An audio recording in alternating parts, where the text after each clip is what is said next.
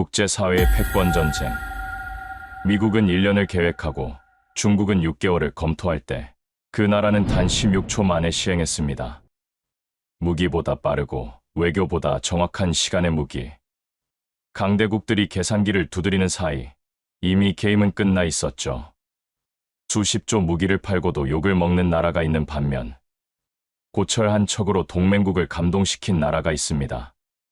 기술이 아닌 철학으로, 전쟁이 아닌 협력으로 승리한 유일한 전략 국가. 그 나라는 바로 대한민국입니다. 지금부터 그 놀라운 현장 속으로 들어가 보시죠. 미국에서 날아온 충격적인 이야기. 바로 시작합니다. 그리고 지금 어디에서 시청하고 계신지 댓글로 남겨주세요. 여러분의 이야기도 듣고 싶습니다. 그 전에 잠깐 1초 만에 누를 수 있는 좋아요 버튼을 꾹 눌러주시면 영상 제작에 큰 힘이 됩니다. 그럼 바로 사연 시작하겠습니다. 안녕하세요. 제 이름은 코바 램파드라고 합니다. 저는 오랫동안 백악관 국방위원회에서 미국이라는 거대한 권력, 기계가 어떻게 돌아가는지를 누구보다 가까이서 지켜보면서 협상가로 각국 대표단들과 마주 앉았습니다. 보이지 않는 압력을 행사하고 때로는 당근과 채찍을 적절히 활용하며 미국의 국익을 관철시키는 일이 제 전문 분야였어요. 워싱턴의 권력이라는 것은 참으로 신비로운 존재입니다. 그것은 단순히 군사력이나 경제력만으로 설명할 수 없는 복잡하고 정교한 영향력의 네트워크죠. 한 번의 전화통화로 지구 반대편 정부의 정책이 바뀌고 한 장의 문서로 수백만 명의 운명이 결정되는 그런 힘을 저는 직접 목격해왔습니다. 그 힘이 세계를 어떻게 재편하고 어떤 나라는 번영시키고 어떤 나라는 몰락시키는지를 지켜보는 것이 저의 일이었어요. 그런 제가 지난달 하버드 대학교의 강단에 서게 된 것은 제 오랜 친구이자 하버드 케네디 스쿨의 살아있는 전설로 불리는 로버트 앤더슨 교수의 요청이 있었기 때문이었어요. 앤더슨 교수는 미중 관계 연구에 평생을 바친 이 시대 최고의 국제 정치학자 중 한 명입니다. 그는 제게 이렇게 말했죠. 학생들이 더 이상 교과서에 나온 뻔한 이론이나 언론에서 떠드는 피상적인 분석에 만족하지 않는다고 말이에요. 앤더슨 교수는 워싱턴의 정책 기반자들이 실제 현장에서 마주하는 진짜 딜레마와 변화무쌍한 국제정치의 현실을 학생들이 듣기를 원했습니다. 단순히 이론적 지식이 아닌 생생한 경험담과 함께 전해지는 진실 말이에요. 그래서 제가 오늘 이 자리에 서서 제 모든 경력을 바쳐 깨달은 하나의 충격적인 진실을 여러분과 나누려고 합니다. 그 진실이란 바로 우리가 지금까지 의존해왔던 세계 지도가 이미 낡고 찢어져서 더 이상 아무것도 정확하게 가리키지 못한다는 불편하고도 두려운 현실이며 우리가 당연하게 여겨온 모든 기준과 잣대가 무너지고 있어요. 마치 나침반이 고장난 배에서 항해하는 것과 같은 상황이 바로 지금 우리가 처한 현실이죠. 지금 이 순간에도 세계의 힘과 영향력을 논할 때 우리는 너무나도 습관적으로 미국과 중국 단 두 개의 거대한 나라만을 떠올리고 있습니다. 마치 세상에는 오직 이 두 거인만 존재하는 것처럼 말이에요. 모든 언론 매체와 학자들, 심지어 정책 기반자들까지도 이 두 코끼리가 벌이는 거대한 힘겨루기에만 온 신경을 집중하고 있지만 오늘 이 자리에서 단호하게 말씀드릴 수 있습니다. 그것은 위험천만한 착각이라고 말이에요. 거대한 코끼리 두 마리가 격렬하게 싸우고 있는 동안 정작 그들이 딛고 서 있는 발밑에 땅 전체가 서서히 그러나 확실하게 흔들리고 있다는 사실을 우리는 완전히 놓치고 있습니다. 그날 강연장의 맨 앞줄에는 저를 이곳으로 초대해준 앤더슨 교수와 함께 중국 베이징 대학에서 온 저명한 방문학자인 왕 레이 교수가 자리하고 있었습니다. 왕 레이 교수는 중국의 거대한 경제 전략과 1대1로 프로젝트를 설계한 핵심 브레인 중 한 명이에요. 그야말로 중국의 세계 전략을 실질적으로 움직이는 숨은 권력자 중 하나죠. 왕 레이 교수는 제 이야기가 시작되자마자 흥미로운 구경거리를 발견했다는 듯 옅은 미소를 지으며 저를 바라보고 있었어요. 아마도 그는 아시아의 작은 나라 출신인 제가 감히 세계 질서를 논한다는 것 자체를 어리고 순진한 주장이라고 생각했을 것입니다. 마치 개미가 코끼리의 행동을 분석한다고 우스워하는 것처럼 말이죠. 하지만 바로 그런 시선이야말로 워싱턴과 베이징이 공통으로 가지고 있는 낡은 사고방식의 전형적인 한계를 보여주는 것이었습니다. 진정한 변화의 진원지에는 다름 아닌 한국이라는 나라가 있어요. 이 놀라운 나라는 지난 수십 년간 말이 아닌 행동으로, 구호가 아닌 결과로 스스로를 증명해 왔습니다. 21세기의 새로운 제국들은 과거 로마나 몽골처럼 칼과 창으로 영토를 정복하지 않아요. 대신 압도적인 기술력과 깨지지 않는 신뢰라는 보이지 않는 무기로 전 세계의 시장과 마음을 정복하고 있습니다. 한국은 바로 그 새로운 시대가 요구하는 정복자의 모든 조건을 갖춘 나라로. 한국의 외교관들과 기업인들은 국제협상 테이블에서 목소리를 높이거나 주먹을 내리치는 대신 완벽한 결과물과 신뢰할 수 있는 성과로 모든 것을 말해왔습니다. 세계에서 가장 정교한 반도체 기술과 바다를 가르며 나아가는 거대한 선박을 만드는 최강의 조선업 기술력이 바로 한국이 구사하는 설득의 언어이자 외교의 무기인 셈이에요. 하지만 이러한 놀라운 산업 기술력조차 한국이 보여줄 진짜 이야기의 서막에 불과합니다. 최근 전 세계를 뒤흔들어 놓은 하나의 거대한 사건이 있었어요. 바로 유럽 대륙의 심장부에서 벌어진 충격적인 변화 말입니다. 도널드 트럼프라는 예측 불가능한 인물이 다시 백악관의 주인이 되면서 미국의 외교 정책은 근본적으로 달라졌습니다.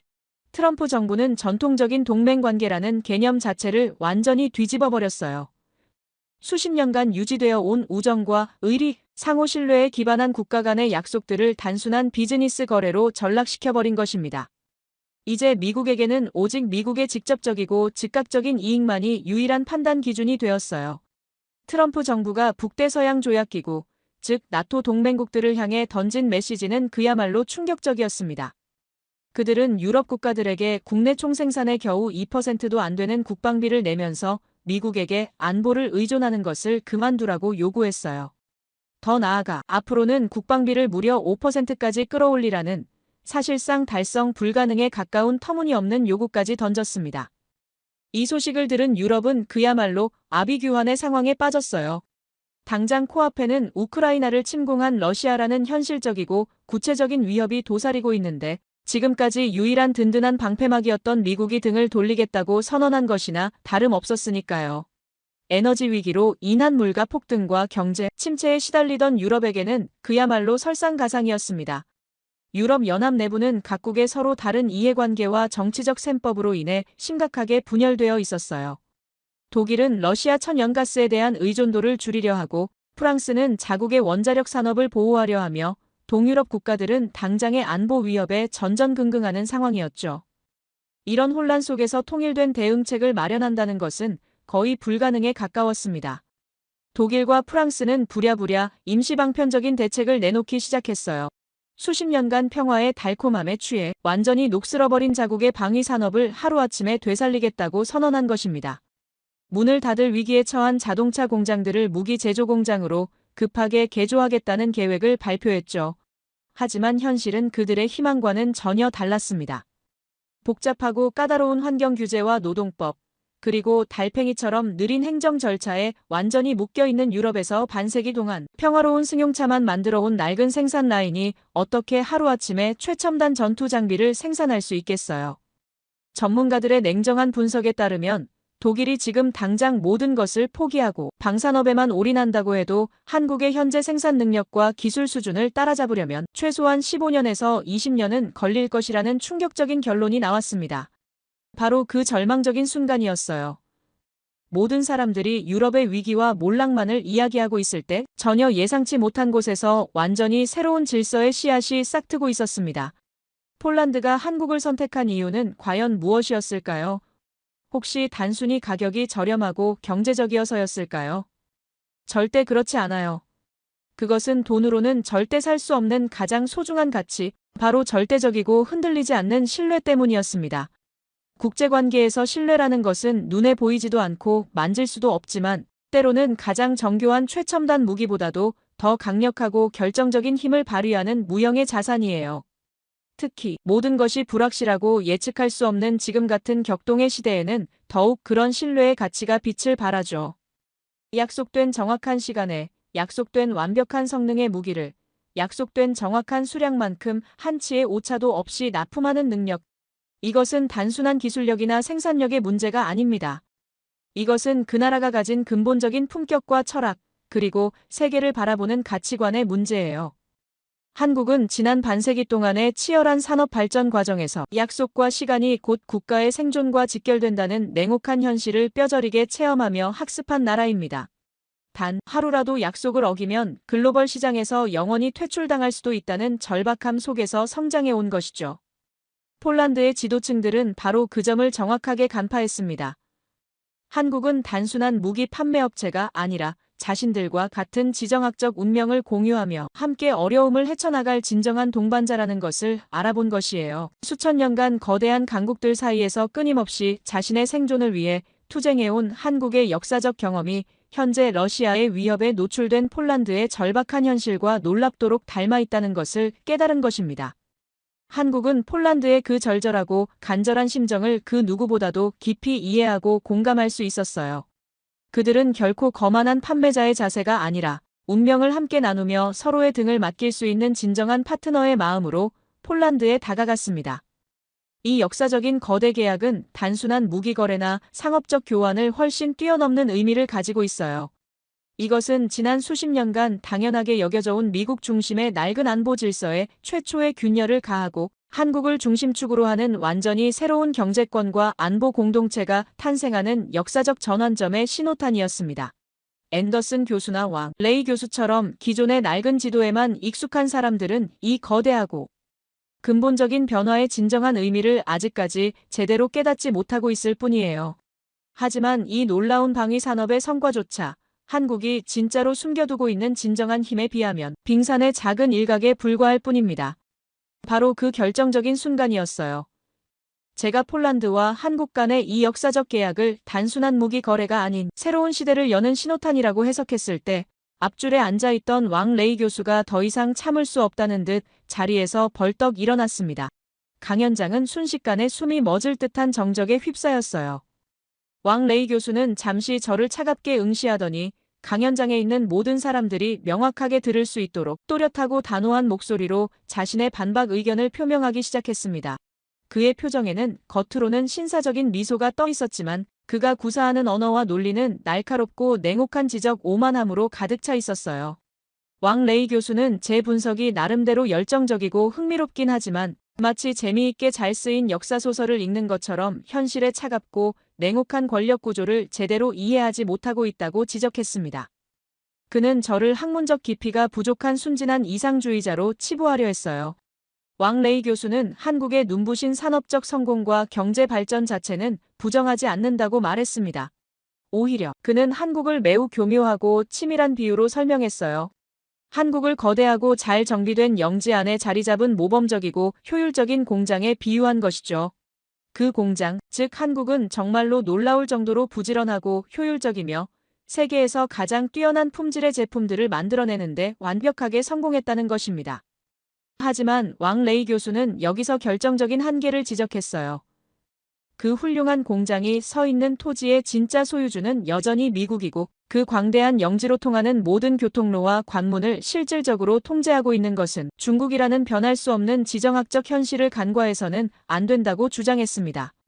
왕 레이 교수에 따르면 한국의 놀라운 번영과 성장은 결국 이 두 거대한 강국의 암묵적인 동의와 보호막 아래에서만 가능했던 일종의 허락받은 성공이라는 것이었어요.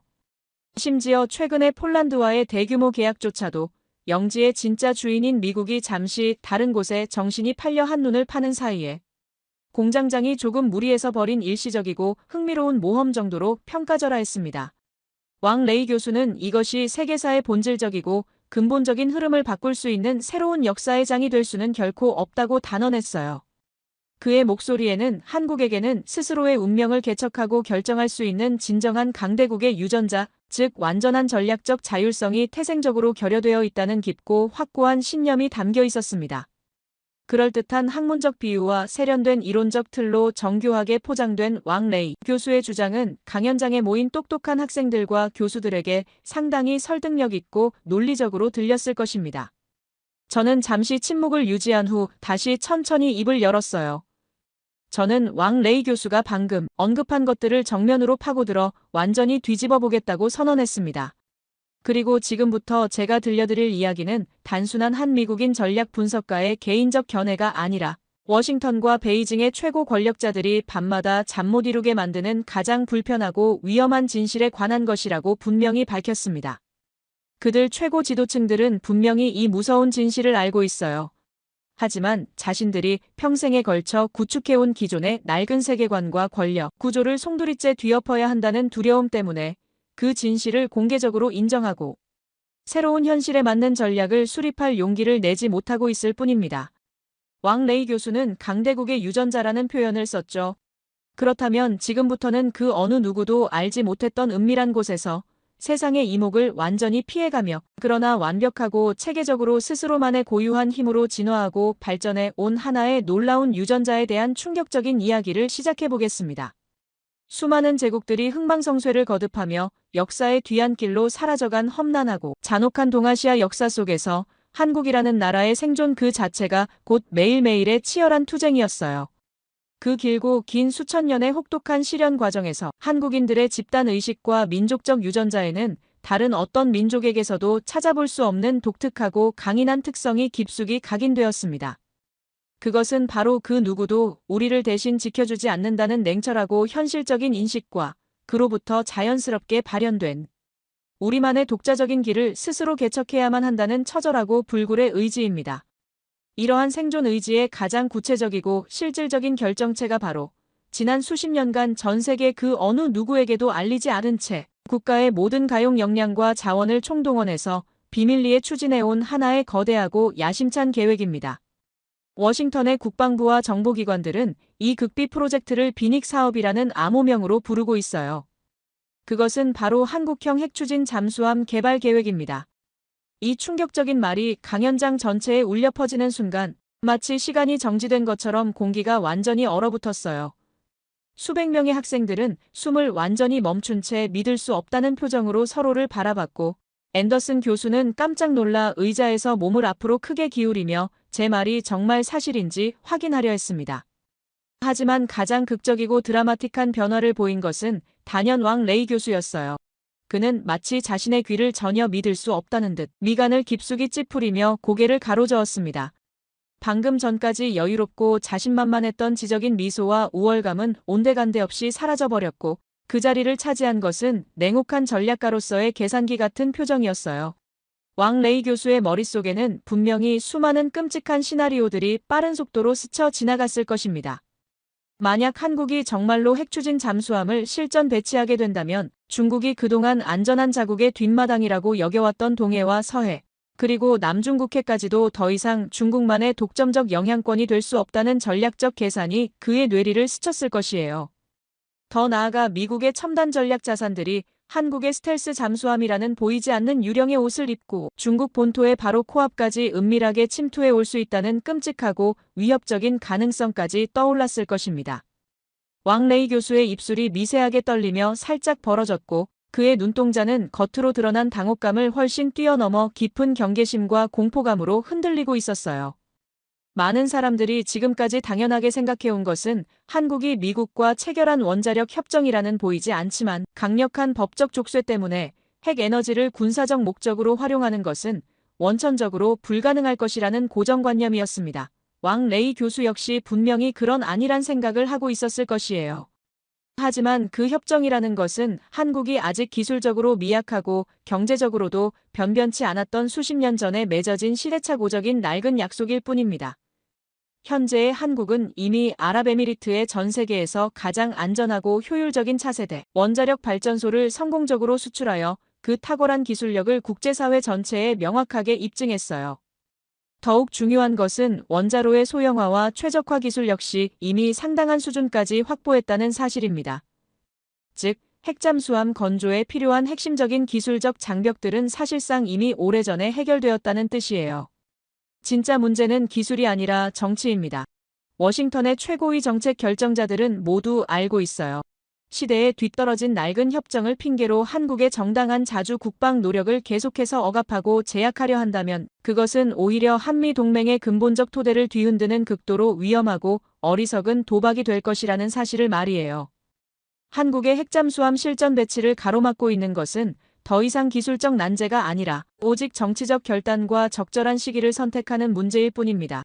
이것이 바로 제가 국방부의 가장 은밀한 회의실에서 직접 확인하고 목격한 생생한 진실이에요. 핵잠수함이라는 것은 결코 단순한 무기 체계가 아닙니다. 그것은 한 나라가 그 어떤 외부의 간섭이나 압력에도 굴복하지 않고 스스로의 바다와 하늘, 그리고 운명을 지켜내겠다는 완전한 안보 자립 역량의 가장 강력하고 상징적인 구현체입니다. 진정한 의미의 안보 자립 역량이란 내 마음대로 무엇이든 할 수 있는 자유방임의 힘이 아니라 상대방이 나를 상대로 무언가 위험한 시도를 하려고 할 때 10번이고 100번이고 신중하게 다시 생각하고 재고하게 만드는 억제의 힘입니다. 이 하나의 비밀스러운 계획만으로도 왕 레이 교수가 그토록 확신했던 기존의 낡은 세계 지도는 산산조각이 나버리고 말아요. 한국은 더 이상 거대한 오목판 위에서 남이 두는 대로 이리저리 끌려다니는 하얀 돌이 아니라 스스로 판의 흐름을 읽고 승부의 향방을 결정하는 고수가 되었기 때문입니다. 저는 핵잠수함이라는 한국이 세상에 감춰온 가장 깊고 은밀한 비밀을 공개했습니다. 강연장은 마치 영화의 추위가 갑자기 몰아친 것처럼 완전히 얼어붙은 침묵에 휩싸였어요.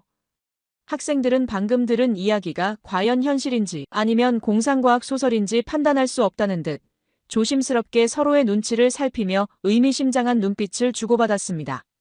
학자들과 교수들은 굳어진 표정으로 이 믿기 힘든 정보가 기존의 세계 질서와 균형에 가져올 엄청난 파급 효과와 지정학적 충격파를 머릿속으로 계산하느라 여념이 없었어요.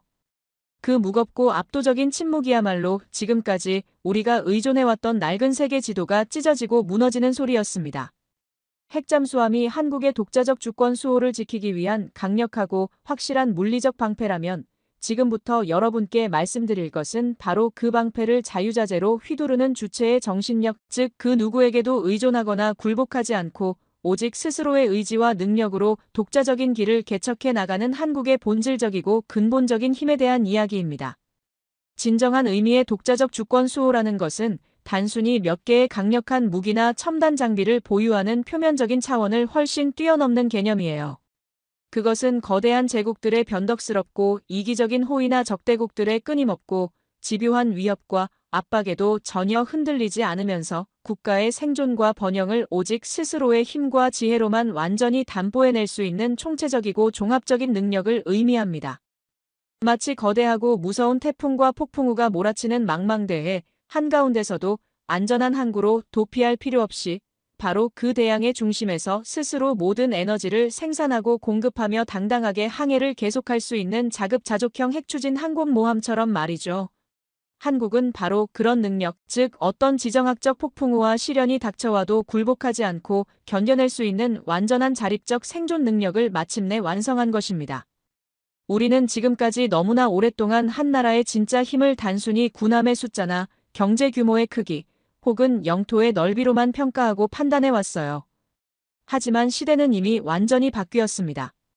21세기 인류 문명을 실질적으로 움직이는 진정한 동력원은 더 이상 땅속 깊은 곳에서 캐내는 검은 석유가 아니라 손톱보다도 작지만 무한한 가능성을 담고 있는 반도체 칩과 미래 모빌리티의 심장 역할을 하는 첨단 배터리 기술에서 나오고 있어요. 그리고 바로 그 새로운 시대의 석유라고 할 수 있는 핵심 자원의 유전을 가장 먼저 발견하고 그것을 정제하고 가공하는 모든 핵심 시설들을 완벽하게 장악한 나라가 다름 아닌 한국입니다. 이것은 결코 과장된 비유나 추상적인 표현이 아니에요. 록히드 마틴이 자랑하는 세계 최첨단 스텔스 전투기들은 한국에서 생산되는 최고급 반도체 칩 없이는 하늘을 날 수 없고 독일이 전 세계에 자랑하는 프리미엄 전기 자동차들은 한국산 고성능 배터리가 없다면 그냥 값비싼 고철 덩어리에 불과합니다. 여러분이 지금 이 순간에도 손에 쥐고 계신 스마트폰 역시 한국의 핵심 부품과 기술이 없었다면 애초에 이 세상에 존재할 수도 없었을 것이에요. 이것은 단순한 시장 점유율이나 수출 통계의 문제가 아닙니다. 이것은 현대 산업 문명의 중추 신경계와 생명 유지 장치를 한국이 사실상 독점적으로 장악하고 통제하고 있다는 냉혹하고 명백한 현실의 문제예요. 워싱턴과 베이징의 권력자들은 아직도 구시대적인 낡은 방식으로 서로를 견제하고 경쟁하는 데만 온 신경을 쏟고 있지만 정작 그들이 매일 사용하고 의존하는 모든 것들의 진짜 동력원과 핵심 기술은 한국의 조용한 공장들과 연구소들에서 나오고 있다는 불편한 진실을 계속해서 외면하려 하고 있습니다.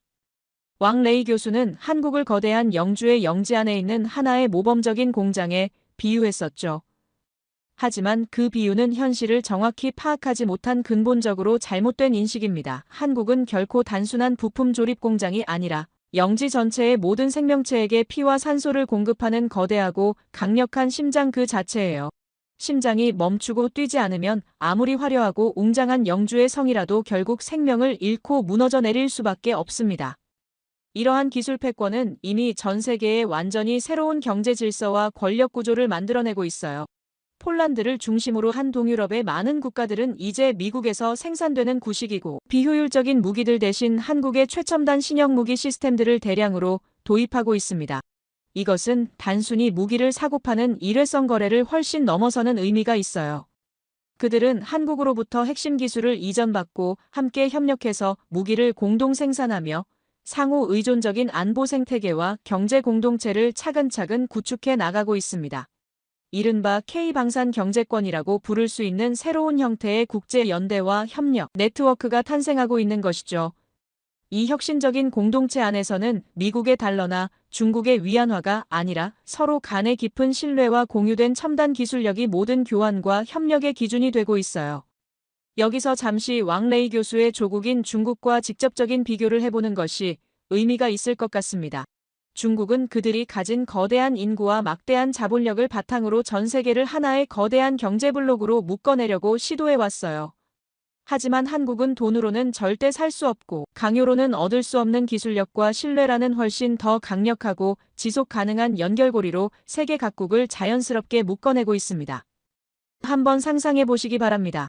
만약 한국이 지금 중국이 차지하고 있는 광활한 영토의 절반만이라도, 아니 그것도 너무 많다면 단지 4분의 1만이라도 가지고 있었다면 과연 어떤 일이 벌어졌을까요?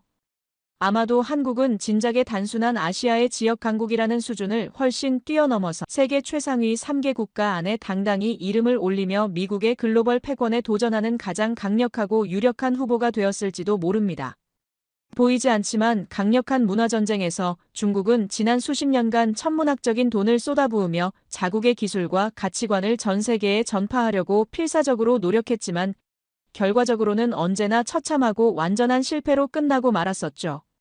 반면 한국이 생산하는 자동차와 반도체, 그리고 각종 첨단 제품들에 믿을 수 있는 브랜드라는 값을 매길 수 없이 소중한 보증서를 자동으로 붙여주고 있습니다.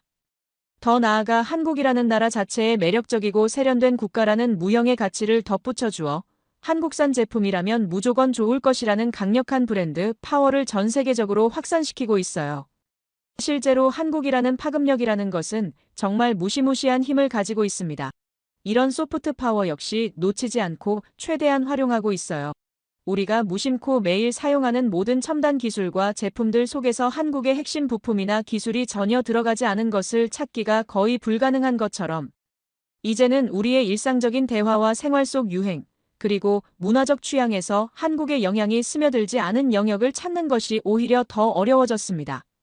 기술력 하면 자동으로 한국이 떠오를 정도로 한국은 이미 우리의 실생활과 정신생활의 거의 모든 영역에 깊숙이 뿌리를 내리고 자리 잡고 있어요. 이 모든 것을 종합해서 볼 때 우리는 지금 역사상 전례가 없는 팍스 코리아나의 여명을 목격하고 있는지도 모릅니다. 하지만 이것은 과거 로마 제국이나 현재의 미국처럼 압도적인 군사력과 경제력으로 다른 나라들을 강제로 복종시키고 지배하는 구시대적인 방식의 평화나 질서가 아니에요. 팍스 코리아나라는 것은 가장 뛰어나고 앞선 기술 표준과 가장 매력적이고 보편적인 문화, 콘텐츠, 그리고 가장 굳건하고 믿을만한 신뢰를 일관되게 제시하는 나라를 전 세계의 다른 모든 나라들이 자발적으로 따르고 동참하며 함께 만들어가는 새로운 형태의 국제 질서입니다. 그것은 힘으로 억압하고 강요하는 구식제국이 아니라 모든 나라들이 함께하고 싶어하고 배우고 싶어하는 거대한 협력 네트워크의 자연스러운 중심이 되는 것이에요. 우리가 지금까지 의존해왔던 낡고 부정확한 지도를 완전히 불태우고 새로운 현실에 맞는 정확한 지도를 그려야 할 역사적 순간이 바로 지금 우리 앞에 다가와 있습니다. 제 이야기가 끝나던 찰나, 바로 그 순간이었어요. 왕 레이 교수가 갑자기 주머니에서 휴대폰을 꺼내더니 급한 전화가 왔다는 표정을 지으며 강연장을 빠져나가기 시작한 것입니다. 하지만 그의 서둘러 나가는 뒷모습에서는 전화를 받으러 간다기보다는 더 이상 이 자리에 있기가 견딜 수 없어서 도망치듯 빠져나가는 것 같은 어색함과 부자연스러움이 역력히 느껴졌어요. 왕 레이 교수는 결국 그 이후로 강연장에 다시 돌아오지 않았습니다. 아마도 그는 자신이 평생에 걸쳐 구축해온 중국 중심의 세계관과 아시아 질서에 대한 확신이 근본부터 흔들리는 것을 더 이상 지켜볼 수 없었던 것 같아요. 진실이라는 것은 때로 우리가 받아들이기에는 너무나 충격적이고 파괴적일 수 있으니까 말이죠. 오늘 제가 여러분과 나눈 이야기가 단순히 학문적인 호기심 차원을 넘어서서 우리가 현재 살고 있는 이 역동적인 시대의 거대하고 근본적인 변화를 정확히 직시하고 이해하는 소중한 계기가 되었으면 좋겠습니다. 제 긴 이야기를 끝까지 경청해 주셔서 진심으로 감사합니다. 모두 안녕히 계세요. 오늘의 사연 어떻게 들으셨나요? 누군가는 무모하다고 생각했을지도 모릅니다. 하지만 불가능하다고 여겨졌던 일들을 결국 해낸 이 이야기는 단순한 기술의 승리가 아니라 묵묵히 쌓아온 신뢰와 원칙 그리고 절대 포기하지 않는 정신의 결과였던 것 같습니다. 세계의 중심이 어디냐는 질문에 예전엔 늘 미국이나 중국 같은 나라들만 떠올렸죠. 그런데 이제는 전혀 다른 답이 들려오기 시작했습니다. 조용하지만 분명한 방식으로 세상의 판을 바꿔나가는 나라. 우리가 그 가능성을 다시 생각해보게 된 건 아닐까요? 과연 앞으로 세계는 어떤 방향으로 흘러가게 될까요? 그리고 우리는 그 속에서 어떤 선택을 하게 될까요? 여러분의 생각을 아래 댓글에 남겨주세요. 일본, 이제 정말 끝이 보이고 있습니다. 미국과 어깨를 나란히 했던 기술 강국이 완전히 뒤처졌다고 하는데요. 유럽 선진국들도 앞다퉈 벤치마킹하러 오는 그 나라 앞에서 일본은 속수무책이었고 중국조차 부러워하는 혁신 기술이 일본을 완전히 압도해버렸습니다. 세계가 주목하는 새로운 강자의 등장. 기존 질서가 완전히 뒤바뀌는 충격적 반전. 그 놀라운 현장 속으로 들어가 보시죠. 일본에서 날아온 충격적인 이야기 지금 시작합니다. 그리고 지금 어디에서 시청하고 계신지 댓글로 남겨주세요. 여러분의 이야기도 듣고 싶습니다. 그 전에 잠깐 1초 만에 누를 수 있는 좋아요 버튼을 꾹 눌러주시면 영상 제작에 큰 힘이 됩니다. 그럼 바로 사연 시작하겠습니다. 안녕하세요. 저는 무라사키 에리코라고 합니다. 일본 방송협회 NHK에서 6년째 기자로 일하고 있어요. 도쿄대학교 정치학과에서 동아시아 정치학과 언론학을 전공했고 졸업 후 곧바로 NHK에 입사해서 일본의 자부심을 지키는 보도에 매진해왔습니다. 제가 취재한 국제분쟁과 외교 현안이 200건이 넘어요. 중국의 센카쿠 열도 침범부터 러시아의 쿠릴 열도 문제까지 모든 걸 다뤄왔습니다. 하지만 오늘 벌어진 일은 제 6년 경력을 완전히 뒤흔들어 놓았는데요. 일본 전통의 자존심이 한순간에 산산조각 나는 현장을 목격하였습니다. 도쿄 긴자 3대째 명문 초밥집 스기야마 스시에서 일어난 충격적인 사건. 40년 경력의 미야모토 타케시 장인이 눈앞에서 말문이 막혔습니다. 평생 자랑하던 일본 쌀보다 한국 쌀이 압도적으로 뛰어나다는 사실을 인정할 수밖에 없었거든요. 장인은 평소처럼 밥을 지어 올렸는데 뭔가 이상했어요. 밥알이 너무 찰지고 단맛이 올라오는 데다가 윤기까지 보통 수준이 아니었습니다. 눈을 크게 뜨며 당황한 장인이 급하게 조리사를 불렀어요. 오늘 사용한 쌀이 무엇인지 확인하기 위해서였습니다. 그때 조리사가 떨리는 목소리로 충격적인 진실을 털어놨는데 일본 쌀 배송이 늦어져서 어쩔 수 없이 한국산을 사용했다고 말이에요. 그런데 그 한국 쌀의 정체가 정말 놀라웠습니다. 바로 경기미 임금님표였던 거예요. 순간 저는 온몸에 소름이 돋으며 말을 잃었습니다. 경기미라니 조선 왕조 500년 동안 임금님께 진상했던 바로 그 쌀 말이에요.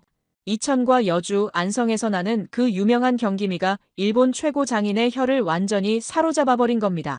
더욱 충격적인 건 일제강점기에도 경기미는 일본 본토 쌀보다 뛰어나서 일본으로 수출됐다는 역사적 사실이었어요. 100년 전에도 지금도 여전히 경기미가 일본 쌀을 압도하고 있었던 것입니다. 타케시 장인의 얼굴이 새파랗게 질렸어요. 40년 넘게 초밥을 만들어 오면서 이런 충격은 처음이라고 떨리는 목소리로 고백했습니다. 세계 최고라고 자부하던 일본 쌀이 조선 임금님 수라상에 올랐던 그 쌀 앞에서 완전히 무너져버린 거예요. 장인은 다시 한번 밥을 떠서 천천히 씹어보더니 고개를 절레절레 흔들기 시작했습니다. 이런 품질의 쌀은 평생 처음 경험한다고 인정할 수밖에 없다고 털어놨어요. 더욱 놀라운 건 손님들의 반응이었습니다. 오늘 밥맛이 유독 뛰어나다며 연신 칭찬을 늘어놓고 있었어요. 심지어 20년 단골 손님은 언제부터 이렇게 맛있는 쌀을 쓰기 시작했냐며 감탄을 금치 못했습니다. 경기미의 찰기와 단맛, 그리고 입안에서 느껴지는 깔끔함이 일본 쌀과는 차원이 다른 수준이었는데 조선 왕조가 500년 동안 지켜온 그 맛의 비밀이 여전히 살아있었던 것입니다. 저는 카메라를 끄고 잠시 생각에 잠겼어요. 세계 3위의 경제대국이라고 자부하던 일본이 정작 가장 기본이 되는 쌀에서 한국에 완전히 밀리고 있다니 도저히 받아들이기 어려웠습니다. 더욱이 그것이 조선시대부터 이어져 내려온 경기미라는 사실이 더욱 충격적이었어요. 일본이 아시아 농업기술의 선두주자라고 확신해왔는데 현실은 정반대였던 겁니다. 100년 전 일제강점기에도 경기미를 탐냈던 일본이 지금도 여전히 한국 쌀 앞에서 무릎을 꿇고 있는 상황이었어요. 타케시 장인이 마지막으로 한 말이 정말 뼈아팠습니다. 이제 일본 쌀의 자존심이란 게 무슨 의미가 있겠냐며 한숨을 내쉬었어요. 조선 임금님이 드시던 그 쌀 앞에서 일본 최고 장인도 고개를 숙일 수밖에 없다고 솔직하게 인정했습니다. 경기미 한 그릇이 일본 전통 초밥의 자부심을 완전히 무너뜨려버린 역사적인 순간이었어요. 타케시 장인의 충격적인 고백 이후 저는 완전히 다른 차원의 위기를 감지했기에 저는 급히 도쿄대학교 경제학부의 야마다 히로시 교수에게 긴급 연락을 취했습니다. 일본 경제분석 분야의 절대 권위자이자 정부 핵심 자문위원이에요. 전화를 받은 야마다 교수의 목소리는 완전히 절망에 빠져 있었습니다. 지금 일본 정부 내부는 패닉 상태라고 털어놨는데 한국쌀 사태가 단순한 농업 문제가 아니라 일본 경제 전체를 뒤흔들 대재앙의 신호탄이라는 충격적인 분석이었습니다. 교수는 몇 달 전부터 정부에 강력히 경고했다고 분노했어요. 한국의 농업혁신이 일본을 완전히 박살내고 있다고 했지만 정부는 귀를 막고 있었다는 거예요. 더욱 경악스러운 건 일본 농림수산성의 극비 보고서였습니다. 한국쌀의 시장 침투력과 파괴적 영향력을 분석한 문서인데 그 내용이 너무나 충격적이어서 절대 공개할 수 없는 수준이라고 했어요.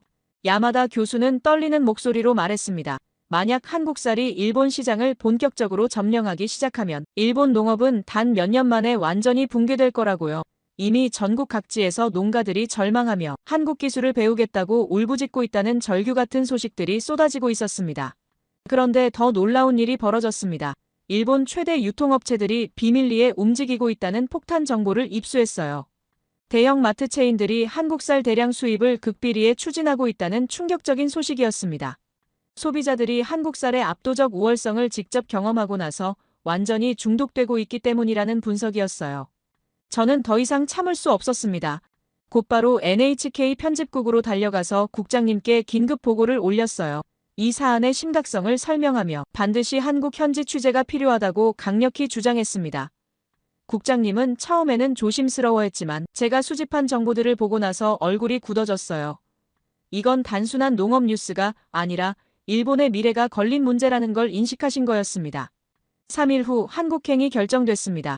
저는 즉시 전라북도 전주에 있는 농촌진흥청에 공식 인터뷰를 요청했어요. 한국 농업기술의 핵심 기관인 이곳에서 직접 답을 찾아야 했습니다. 놀랍게도 농촌진흥청에서는 흔쾌히 취재를 승낙해 주었어요. 창의적 기술 혁신과 디지털 생태계 구축으로 농업을 미래성장 산업으로 탈바꿈시킨 비밀을 공개하겠다고 자신있게 말했습니다.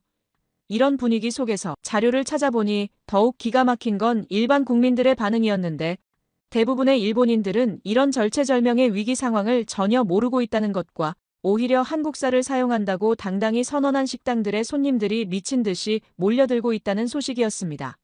사람들이 한국쌀의 압도적 우월성을 직접 맛보고 나서 완전히 넋을 잃었어요. 국적 따위는 상관없다며 한국쌀만 찾는 소비자들이 전국적으로 폭증하고 있었습니다. 가장 절망적이었던 건 정부의 무능한 대응이었는데 하늘이 무너지는 위기 상황을 뻔히 알면서도 손 하나 까딱하지 않고 있었고 이런 현실에 야마다 교수는 분노하며 토로했습니다. 정부가 낡아빠진 전통 농업에만 매달리면서 혁신을 완전히 거부하고 있다고요. 한국은 이미 15년 전부터 미래 전쟁을 준비해왔는데 일본은 아직도 과거의 무덤에서 헤어나오지 못하고 있다고 절규했어요. 이런 싱숭생숭한 마음을 다잡고 3일 후 저는 한국으로 출발했습니다. 과연 한국살의 무서운 비밀이 무엇인지, 한국이 어떻게 일본을 이렇게 완전히 압살할 수 있었는지 직접 확인하러 말입니다. 인천공항에 도착한 저는 곧바로 전주행 고속버스에 몸을 맡겼는데요. 서울 시내를 벗어나 고속도로로 접어들자 창밖 풍경이 완전히 달라지기 시작했어요. 빽빽한 고층 빌딩들이 사라지고 푸른 들판과 구름이 끝없이 펼쳐지는 한적한 농촌 풍경이 눈앞에 펼쳐졌습니다. 잠시나마 마음을 내려놓고 감상할 수 있었어요. 이렇게 평화로운 풍경 속에서 정말 일본을 완전히 압도하는 농업혁명이 일어나고 있는 건가 싶었습니다. 전주에 도착해서 농촌진흥청으로 향하는 길, 저는 정말 긴장되기 시작했어요. 과연 여기서 일본 농업을 박살낸 그 무서운 비밀을 확인할 수 있을까요? 농촌진흥청에 도착해서 만난 노장식 박사님은 정말 놀라운 인물이었습니다. 미국 캘리포니아 대학에서 농업생명공학 박사학위를 취득한 엘리트 출신이었어요. 더욱 놀라운 건 일본 도쿄대학교와도 공동 프로젝트를 진행한 경험이 있다는 사실이었습니다. 일본 농업 기술을 누구보다 잘 아는 전문가였던 거예요. 노 박사님이 보여준 연구시설을 보고 저는 정말 넋을 놓고 바라볼 수밖에 없었습니다. 이건 완전한 미래 시스템이었는데, 온도와 습도가 완벽하게 조절되는 첨단 재배실에서 수백 가지 품종의 쌀이 자라고 있었습니다. 각각의 품종마다 인공지능이 최적의 기후 조건과 토양, 환경을 실시간으로 분석해서 자동으로 조절하고 있었어요. 이건 단순한 농업이 아니라 완전한 과학기술 산업이었습니다. 일본이 아직도 전통적인 손맛에만 의존하고 있을 때 한국은 이미 미래 농업을 완성해 놓은 거였어요. 가장 충격적이었던 건 한국 농업 기술의 글로벌 진출 현황이었는데, 노 박사님은 자랑스럽게 설명했어요. 이미 사우디아라비아의 사막 지역에 한국 스마트팜 기술을 수출해서 기적 같은 성과를 거두고 있다고 말입니다. 물 한 방울 나지 않는 사막에서 한국 기술로 싱싱한 채소와 쌀을 생산하고 있다는 믿을 수 없는 소식이었어요. 더욱 놀라운 건 네덜란드와 독일 같은 유럽 선진국들도 한국의 농업 시스템을 도입하고 있다는 사실이었습니다. 저는 말문이 막혀서 그저 넋놓고 바라보기만 할 수 있었어요. 세계에서 가장 까다롭다는 유럽 농업 시장에서도 한국 기술이 검증받고 있다니 정말 상상도 못했습니다. 노 박사님은 계속해서 충격적인 정보들을 쏟아내셨어요. 호주의 대규모 농장에서도 한국 시스템을 사용하고 있고, 심지어 아프리카 케냐에서도 한국 농업 기술로 식량 문제를 해결하고 있다는 소식이었고, 이게 바로 한국이 세계 농업계를 완전히 뒤바꿔 놓은 혁명이었던 거예요. 더욱 경악스러웠던 건 드론과 인공위성을 활용한 농업 시스템이었습니다. 하늘에서 실시간으로 작물 상태를 모니터링하고 인공지능이 분석한 데이터를 바탕으로 정확한 시기에 정확한 양의 물과 영양분을 자동으로 공급하는 완벽한 시스템이었어요. 농부 한 명이 태블릿 하나로 수백 헥타르의 농장을 관리할 수 있다는 설명을 듣고 저는 정말 할 말을 잃었습니다. 일본의 농촌에서는 아직도 할아버지들이 손으로 모든 걸 해결하고 있는데 말이에요. 가장 놀라웠던 건 한국 농업의 수출 전략이었는데, 단순히 농산물만 파는 게 아니라 농업기술과 시스템까지 함께 수출하는 완벽한 패키지 사업을 추진하고 있다는 설명이었습니다. 노 박사님은 자신있게 말씀하셨어요.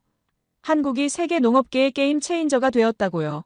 이미 30개 국가에서 한국 농업 시스템을 도입해서 놀라운 성과를 거두고 있다고 하셨습니다.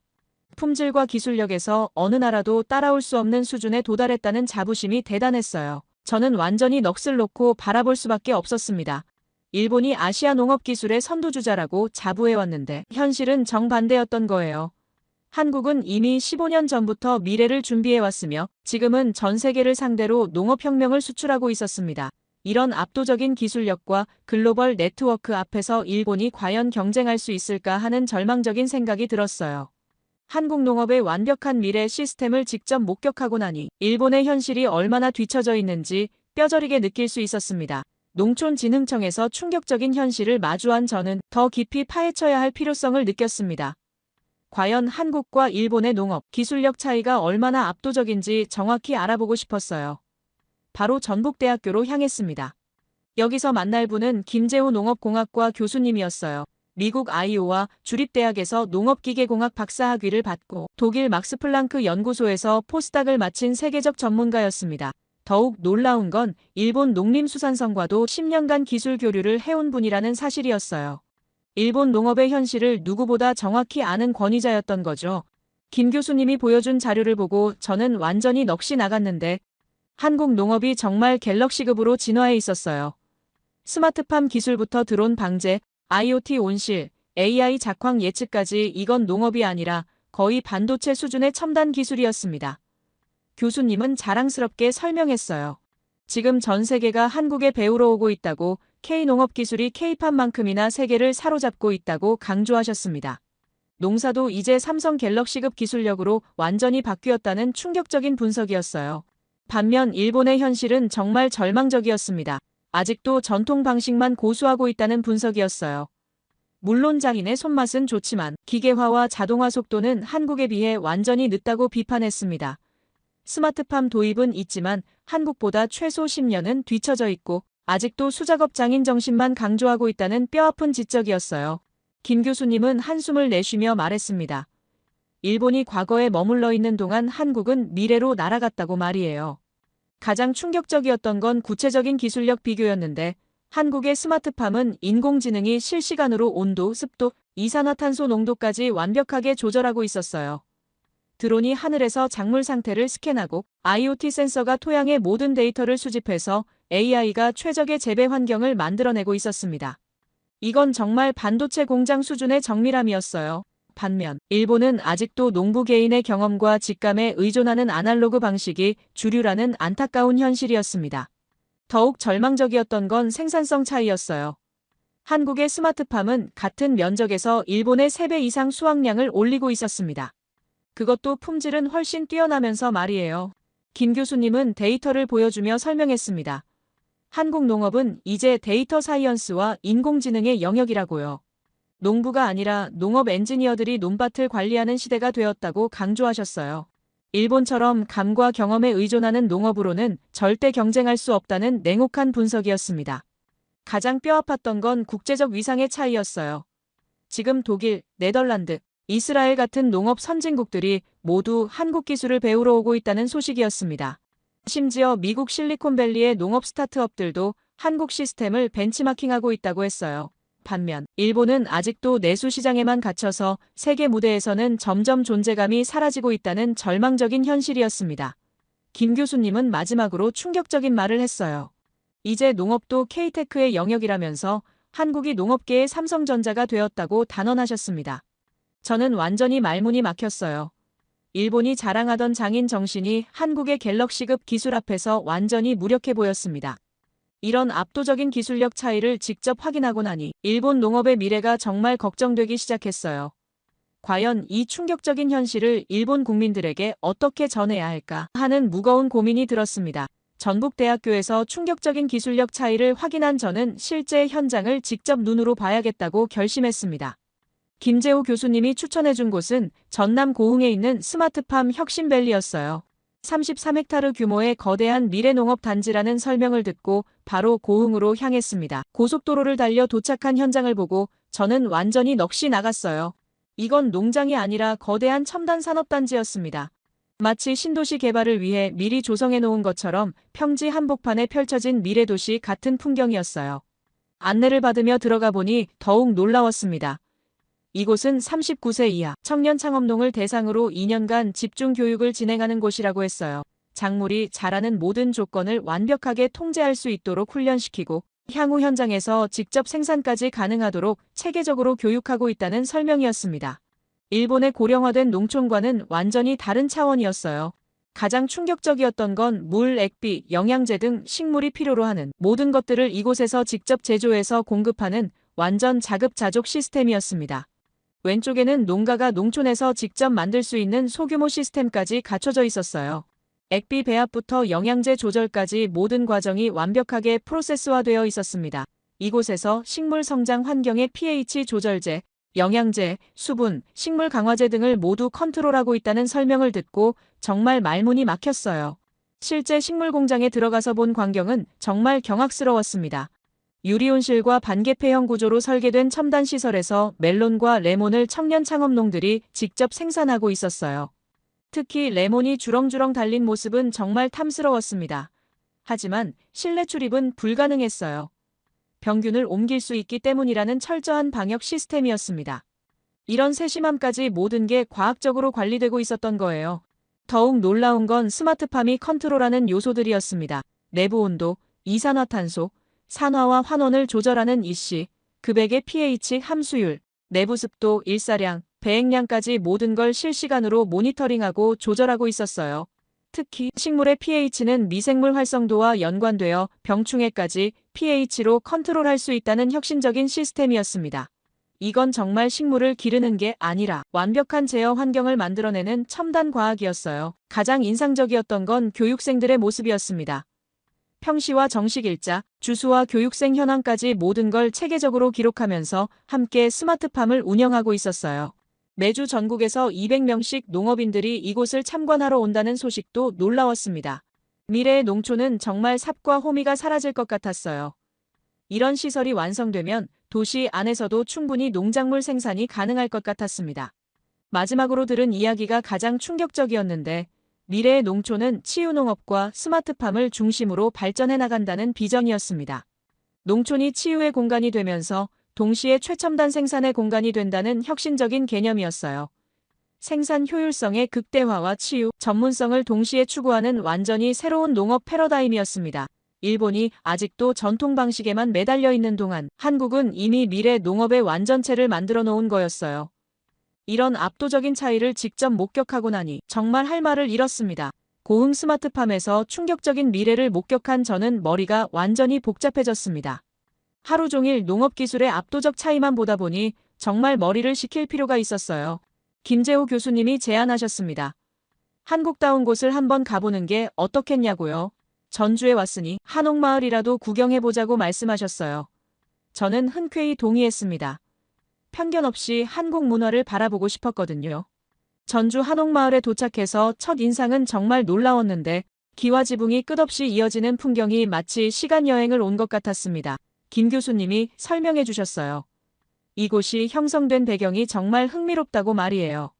1930년대 일본인들의 세력 확장에 반발해서 한국인들이 이 지역에 한옥촌을 형성했다는 역사적 사실이었습니다. 일본의 침탈에 맞서 한국 전통을 지키려던 선조들의 의지가 고스란히 남아있는 곳이었던 거예요. 그 순간 저는 정말 복잡하고 착잡한 마음이 들었습니다. 일본인으로서 우리 조상들이 저질렀던 일들에 대해 깊은 미안함을 느꼈어요. 한국 사람들이 자신들의 전통과 정체성을 지키기 위해 얼마나 힘들었을지 생각하니 가슴이 아팠습니다. 김 교수님도 제 표정을 보시고는 조심스럽게 말씀하셨어요. 하지만 그런 아픈 역사가 있었기에 지금의 한국이 더욱 강해질 수 있었던 것 같다고, 과거를 원망하기보다는 미래를 향해 나아가는 것이 더 중요하다고 위로해 주셨습니다. 그런데 더욱 놀라웠던 건 한국 사람들의 태도였어요. 저를 일본인이라고 해서 차별하거나 불편해하지 않았습니다. 오히려 따뜻하게 맞아주면서 자신들의 문화를 자랑스럽게 소개해 주었어요. 이런 포용력과 관대함이 바로 한국이 세계적으로 사랑받는 이유가 아닐까 싶었습니다. 과거의 상처를 딛고 일어서서 더 큰 미래를 만들어가는 한국인들의 정신력이 정말 위대하다고 느꼈어요. 길을 걸으면서 보니 정말 다양한 모습들이 어우러져 있었습니다. 한복을 대여해서 입고 사진을 찍는 사람들의 모습이 너무나 자연스러웠어요. 특히 젊은 커플들과 가족, 단위 관광객들이 한복을 입고 활짝 웃으며 사진을 찍는 모습이 정말 아름다웠습니다. 한국의 전통 미적 감각이 현대와 이렇게 자연스럽게 어우러질 수 있다니 정말 신기했어요. 일본에서는 기모노를 입는 것이 이렇게 일상적이지 않은데 말이에요. 길거리 음식의 향기에 이끌려 이곳저곳을 둘러봤습니다. 호떡, 꼬치구이, 붕어빵 등 다양한 먹거리들이 정말 맛있어 보였어요. 김 교수님의 권유로 몇 가지를 맛봤는데 정말 놀라웠습니다. 단순한 길거리 음식인데도 깊은 맛과 정성이 느껴졌어요. 특히 호떡의 달콤함과 꼬치구이의 고소함이 일본 음식과는 완전히 다른 매력이었습니다. 길거리 공연도 곳곳에서 펼쳐지고 있었는데 사람들이 자연스럽게 모여서 함께 즐기는 모습이 정말 인상적이었어요. 마지막으로 전주 비빔밥을 먹으러 들어간 식당에서 또 한 번 놀라게 됐습니다. 김 교수님이 추천해 주신 곳이었는데 정말 예상을 뛰어넘는 맛이었어요. 각종 나물과 고기, 그리고 고추장이 어우러진 조화가 정말 완벽했습니다. 특히 밥이 너무나 찰지고 고소했는데 김 교수님이 웃으며 말씀하셨어요. 이것도 전라도 쌀로 만든 밥이라고, 아까 농업 현장에서 본 그 놀라운 기술로 생산된 쌀이라고 설명해 주셨습니다. 저는 또 한 번 감탄할 수밖에 없었어요. 한옥마을을 걸으면서 저는 정말 많은 생각이 들었어요. 한국 사람들의 문화적 포용력과 창조성이 농업 분야에서 보여준 혁신성과 맥을 같이 한다는 걸 느꼈습니다. 전통을 지키면서도 새로운 것을 받아들이고 그것을 자신만의 것으로 만들어내는 능력이 정말 뛰어나다고 생각했어요. 일본이 배워야 할 점이 정말 많다는 생각이 들었습니다. 하루 동안 머리를 식히려고 온 여행이었는데 오히려 더 깊은 깨달음을 얻게 된 소중한 시간이었어요.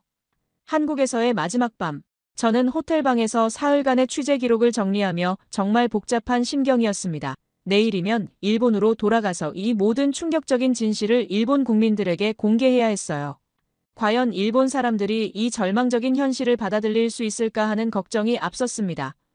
하지만 기자로서 진실을 왜곡할 수는 없었어요. 한국에서 본 것들은 정말 충격 그 자체였거든요. 일본과 한국의 차이는 정말 하늘과 땅 차이였습니다. 한국은 이미 15년 전부터 미래를 준비해왔는데 일본은 아직도 과거에 갇혀 있었어요. 농업 기술력에서는 한국이 갤럭시급으로 진화한 반면 일본은 여전히 아날로그 수준에 머물러 있었습니다. 청년 농부 육성에서는 한국이 데이터 사이언스를 활용하는 동안 일본은 고령화로 무너져가고 있었어요. 국제적 위상에서도 한국은 전 세계에 농업 기술을 수출하는데 일본은 내수에만 갇혀서 존재감이 사라지고 있었습니다. 가장 부러웠던 건 한국의 미래 비전이었어요. 스마트팜 혁신밸리에서 본 39세 이하 청년들의 당당한 모습, 사우디와 유럽까지 진출한 K농업의 위상, 그리고 전주 한옥마을에서 느낀 전통과 현대의 완벽한 조화까지 모든 것이 일본보다 압도적으로 앞서 있었습니다. 한국은 농업을 국가 전략 산업으로 키워서 K드라마 못지않은 소프트 파워로 만들어냈는데 일본은 여전히 전통만 고집하며 혁신을 거부하고 있었어요. 정말 절망적이었던 건 일본의 현실이었습니다. 고령화된 농촌, 방치되는 논밭, 후계자 없는 농가들, 그리고 변화를 거부하는 정부와 기성세대까지 모든 게 한국과 정반대였어요. 한국 청년들이 땅을 파는 게 아니라 데이터를 캔다고 당당하게 선언할 때 정말 소름이 돋았습니다. 반면 일본은 아직도 손맛과 경험에만 의존하는 시대착오적 농업에 머물러 있었어요. 이런 격차로는 일본이 한국을 따라잡는 것이 영원히 불가능할 것 같았습니다. 내일 일본으로 돌아가면 저는 이 모든 사실을 NHK 전국방송으로 공개할 예정입니다. 일본 국민들이 충격을 받을 수도 있지만 현실을 직시해야만 변화가 가능하다고 생각해요. 한국의 압도적 우위를 인정하고 겸허하게 배우는 자세가 필요합니다. 자존심보다는 미래가 더 중요하거든요. 더 이상 과거의 영광에만 매달려서는 일본의 미래가 없다는 걸 분명히 전하고 싶었어요. 한국에서 보낸 사흘은 정말 제 인생을 바꿔놓은 시간이었습니다. 편견을 버리고 열린 마음으로 바라보니 한국의 진짜 모습이 보였어요. 농업혁명부터 문화적 포용력까지 모든 면에서 일본이 배워야 할 점들이 너무나 많았습니다.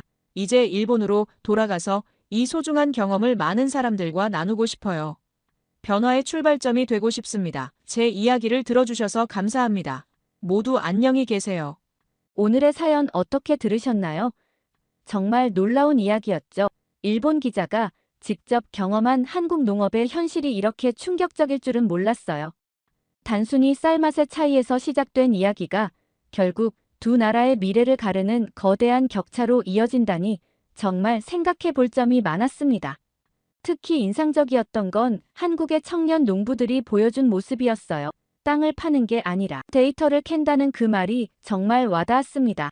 농업이 더 이상 힘든 일이 아니라 첨단 기술 산업이 되어가는 시대의 변화를 느낄 수 있었어요. 반면 일본의 고령화된 농촌 현실은 정말 안타까웠습니다.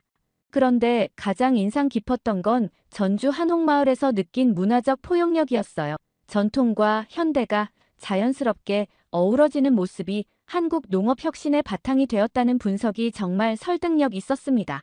새로운 것을 받아들이면서도 정체성을 잃지 않는 그런 균형감이 정말 대단하다고 생각했어요.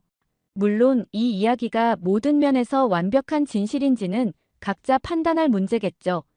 하지만 분명한 건 변화하는 세상에서 혁신과 도전이 얼마나 중요한지 깨달을 수 있었다는 점입니다.